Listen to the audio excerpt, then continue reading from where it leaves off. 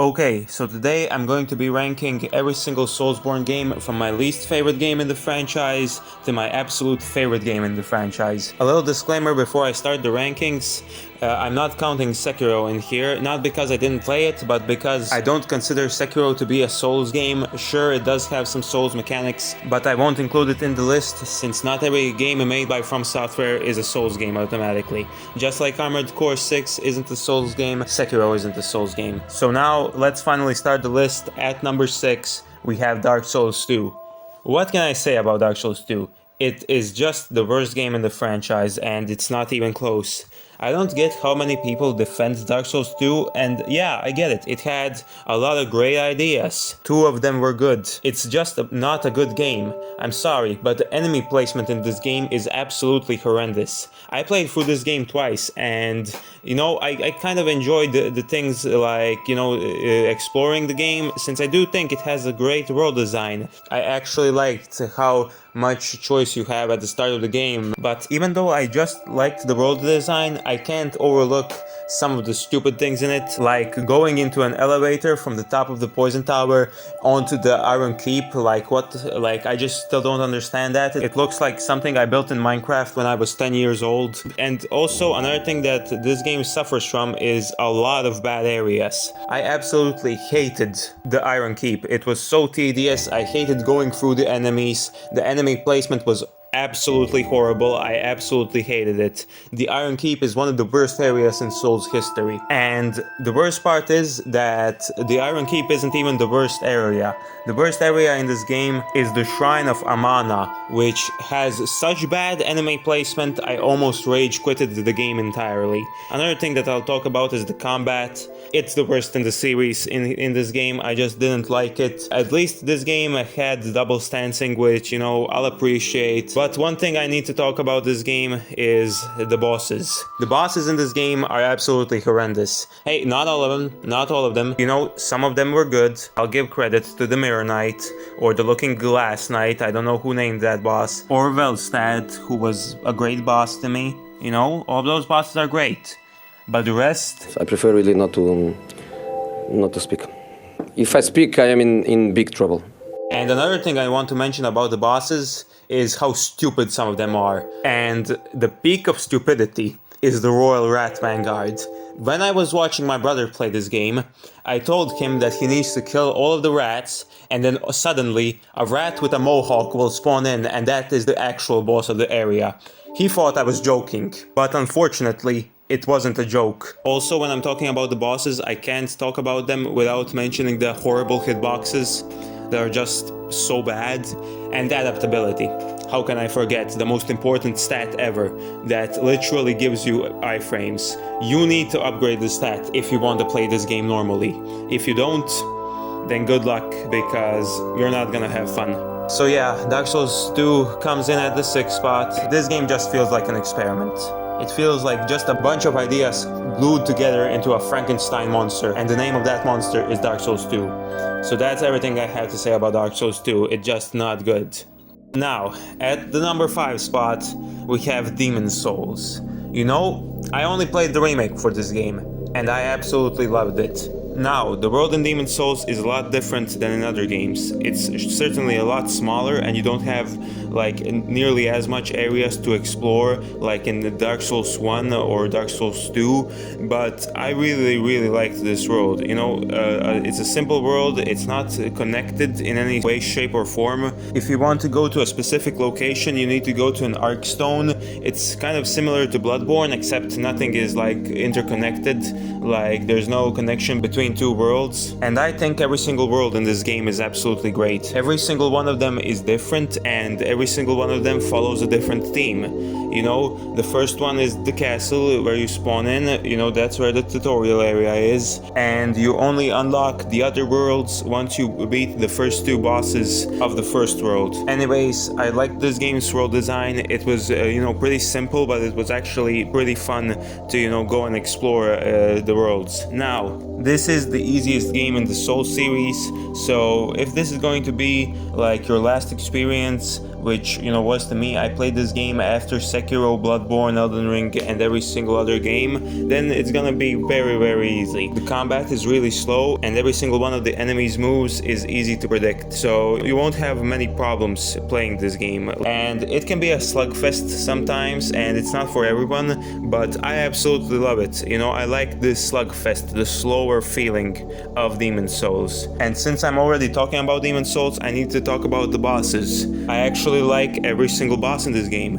What can I say? Now, of course, we have the great ones like the Penetrator, False King Galant, you know, the Flame Lurker, but the other bosses are also great. You know, I didn't have a problem with them. The only one who was kind of BS was the Dragon God, but once you understand him and his gimmick, he's pretty easy. So I didn't have that much problems with the bosses. The boss runs can be tedious sometimes, yes. An example of this is the Tower Knight's boss run. So I can't talk about the bosses negatively in this game. I just feel like a lot of them were just solid, you know, solid gimmick fights. And then there's World Tendency, which I'm going to be completely honest, I didn't really care about it. I didn't die that many times in this game, you know, compared to Dark Souls 3 or Dark Souls 1, so the World Tendency never bothered me, so I just didn't really care about it, and I still kind of don't know how it works. Now, one bad thing about this game is the Nexus. I just think that halving your health every time you die is just stupid,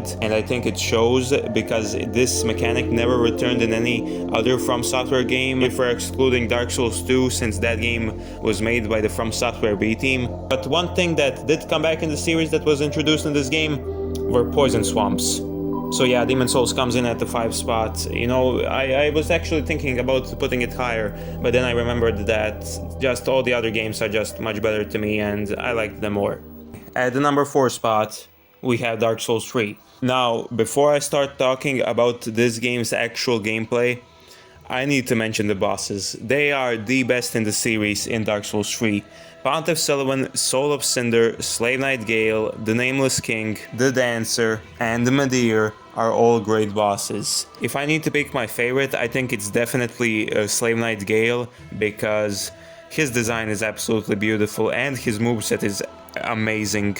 Like, what can I say except that From Software put all the effort into this game's bosses. Now yeah, some of them were mid, like the Deacons of the Deep, but I think the good definitely outshines the bad. Now, there are also a couple of other things in this game that are great, other than the bosses, and you know, those are the weapons, which there's so much build variety in Dark Souls 3. The build variety in Dark Souls 3 is great, there are a lot of great builds, but let's be honest, most of us just used strength. And the movement is also amazing.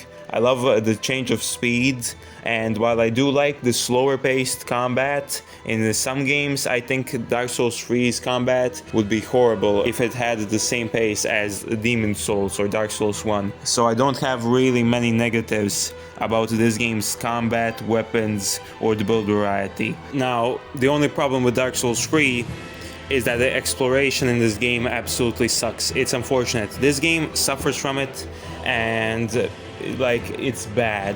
Every single area in this game doesn't feel like her area, but rather a big boss rush to the boss. When it's a game like Dark Souls 3, okay, I get it, it's the last game of the series and you want to highlight the bosses the most, but like, put some effort into the areas. I think they are the worst ones in the series, if we're ignoring Dark Souls 2, of course, but like, it isn't fun to explore the areas, you know? I can replay this game so many times and it will feel like just like the exact same experience so much. Not because like I didn't like the game, you know, I'll replay this game a lot just because I would like to re-experience the bosses again, but I would never like replay this game just for, you know, the areas, or like, brother, I do not want to explore Farron Keep another 6 times, okay? I'm sorry. But, you know, you need to if you want to, you know, beat someone like Pontiff Sulyvahn again, or the Abyss Watchers. And that's why I think this game suffers from not having a boss rush mode, you know, something that Sekiro had. That's like one of the only problems with Dark Souls 3. I just wish the areas were better. You know, every single area feels like, it just feels like one big boss run. And another thing I need to mention about this game is how ugly it is. I mean, it feels like it just has a piss yellow filter over it, like 24/7. So yeah, Dark Souls 3, unfortunately, I absolutely love the bosses, but the areas, I just don't like the areas. At the number 4 spot, we have Elden Ring. Like, what can I say about Elden Ring that already hasn't been said? The world is absolutely amazing, you know, the exploration feels just great. Torrent is a great, like, you know, tool that you can use. And the weapons, like, there's so much variety and builds in Elden Ring that it just makes the game feel so much different from any other game in the series. The build variety is great, you know, and the weapons and weapon arts are all incredible. You know, I absolutely loved using the weapons in this game, like Malkiep's blade. And, you know, I was a bleed build scum, I'm not gonna lie. I used the Rivers of Blood when they were at their peak. What can I say? I absolutely loved them. And we need to talk about the bosses. Almost all of them are great. Now, first, I need to talk about them. Mohg, Morgoth, Godfrey, Radahn, and Lich Dragon Fortisax, some of my favorite bosses. But when the bosses in this game were good, you know, they're good. But when their bosses in this game aren't good, oh my god. Dark Souls 2 level. The Godskin duo, I just don't know what to say. They're the worst boss ever created, ever designed. The Bed of Chaos is a better boss than them, I'm sorry. From Software tried to recreate Ornstein and Smough, but you can't recreate Ornstein and Smough if you just use reskins. I don't blame you guys for using reskins in dungeon bosses, okay? I get that. Not every one of them needs to be, you know, like, just completely unique. I don't expect that from you. But for the Godskin duo, man, can you just do something better? Like, the boss is just horrible. They are the reason I used bleed builds, okay? I'm not even gonna lie. In the first playthrough, I was doing a decent strength build, everything was going fine, and then I met the Godskin duo and I automatically started using the Rivers of Blood, like instantly when I saw them. And you know, a lot of people have problems with summons in this game. And to that I say, I had a similar opinion. I thought that, you know, a lot of the bosses were summon centered, but you know, they just weren't. You just need to get better in the game, I'm sorry. Start leveling up more. You know, if you can't beat the boss, just go out and explore. Just go out and explore. It gives you so much freedom, Elden Ring. And there's so much areas you can explore, so much more souls that you can gain from not just, you know, bashing your head into a wall. So you don't need to use summons, and you know, unless you're fighting the Godskin duo or something like that. But you know, there's no problems with using summons, you know. If you use summons, okay, you play the game however you want. That's why From Software made this game. Play it however you want and enjoy it. At the number 2 spot, we have Dark Souls 1. Dark Souls 1 is just, I absolutely love it. It's an unforgettable experience for me. You know, I love how you just start the game and you feel so lost. The world of this game is absolutely beautiful and I loved exploring it. The feeling of, you know, just being lost when you start the game is incredible. You know, you just feel like you're wandering around, you don't know where you're going, you don't know where you're supposed to go, and that's where this game shines the brightest, when you need to explore it. And Dark Souls 1's exploration is phenomenal. Every time I replay this game, I feel like I find something new, and that's what I love about it. The weapons that you find are all usable and great. You can find many different items. You know, just reading the item descriptions feels fun. You know, I actually read the item descriptions, like, you know, I don't know if anyone else does that. And you know, this game can be slower paced, and it's definitely, when you're looking at the whole franchise, this is on the slower side, but it's just so good, you know, just wandering around the world.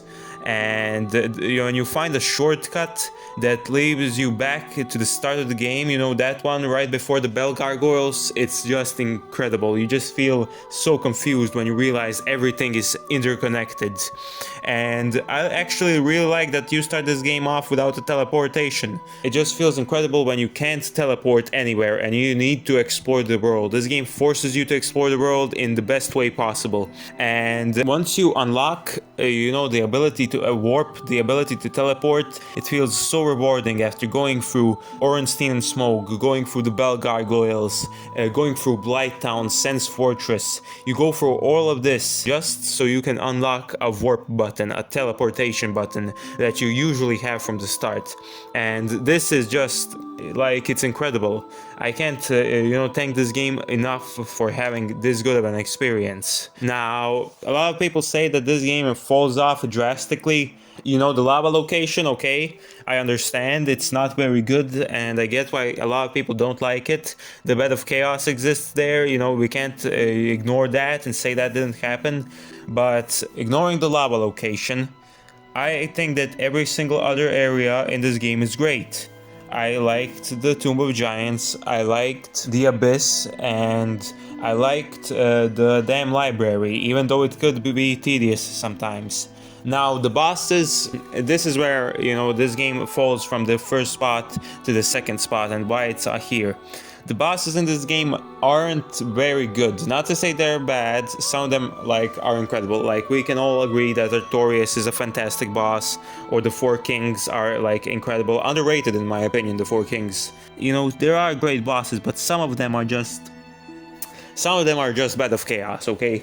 We need to talk about that. Bed of Chaos is not a good boss. It is literally a Super Mario boss in a Souls game, except you don't have a jump button. I mean, you kind of do, but that's, like, we can all agree that isn't a jump button, right? The final boss of this game is beautiful if you don't know how to parry. However, if you're a master at parrying, you will just absolutely obliterate his health bar. The weapons in this game, you know, at first I kind of liked them, but now that I think about it, they aren't very good. The fact that you need to give those embers to Andre just so he can upgrade your weapons, like, I don't like that, man. I just used the Black Knight sword because I got it. I didn't get it at a particularly early stage of the game. I got it somewhat a bit later, but I liked it and I used it a lot, and oh my god, it was so overpowered. You know, getting it, it's like what, a 25% chance of it dropping, and that's a pretty huge chance, you know. And once I got it, I just started using it, and the other Black Knight weapons are incredible too, like the Black Knight Axe or the Black Knight Greatsword, you know, the Black Knight Halberd. All of those weapons are just so incredible, and I wish I can replay this game again for the first time, because this game is incredible to me. You know, the second part of the game might not be as good as the first part of the game, but, you know, to me there's really not that big of a difference, and Dark Souls 1 gets a deserved number 2 spot. Now, my favorite Souls game of all time, number 1, we have Bloodborne, the 30 FPS masterpiece. I love Bloodborne, and oh my god, the atmosphere of this game is what really drew me to it. The Victorian era-esque locations, just the mysterious lore, the weapons are badass. I absolutely loved, like, all of the starter weapons are great except for the cane. You know, the drip is unreal. Everything you wear in this game is destined to look incredible. Another thing that I need to talk about is how great the starting area is. You know, Central Yharnam doesn't get enough credit. It has 2 bosses. One of the bosses is like introduces you to the big monster fights that will happen in the game, and the other boss like shows you how humanoid bosses work. You know, Father Gascoigne, absolutely brilliant tutorial level, I'll say.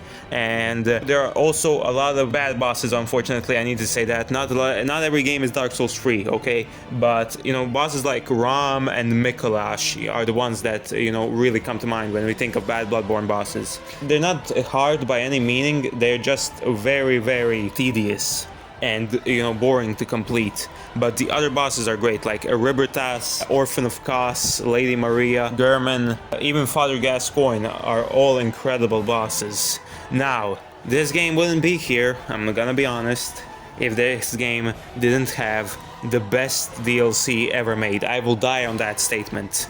You know, for now, until Shadow of the Erdtree releases, Bloodborne: The Old Hunters is the best DLC ever made. I will stand on that opinion forever. Not only do you get an incredible area, you know, in the Nightmare Realm, but you also get some of the best bosses in the series. Ludwig, Lady Maria, Orphan of Kos, all incredible bosses that I can replay over 1,000 times. I absolutely loved them. Orphan of Kos specifically, my favorite boss ever. He's just so good and he's so fast. His damage is insane, but like once you get good at him, once you understand his movements, when you beat him, you feel like you accomplished so much. And You know, since we're on the topic of bosses, we can't talk about bosses without mentioning the movement of the game. The movement in this game is absolutely incredible. Rolling in this game feels great, you know, I absolutely loved it. And dashing when you're locked on is also another thing that's great. The parrying system, I liked it, you know, it's not like Dark Souls, but it's great. You know, when you parry, it feels so satisfying. And a thing that's underrated about Bloodborne, to me, are the chalice dungeons. I love the chalice dungeons. The fact that this game gives you a free ability to explore through random generated dungeons with some random enemy encounters is so incredible, and wow, I just absolutely loved this. Going through and playing this game again, you know, I will always visit the chalice dungeons. A lot of people hate them, but I love them because they let you explore the game.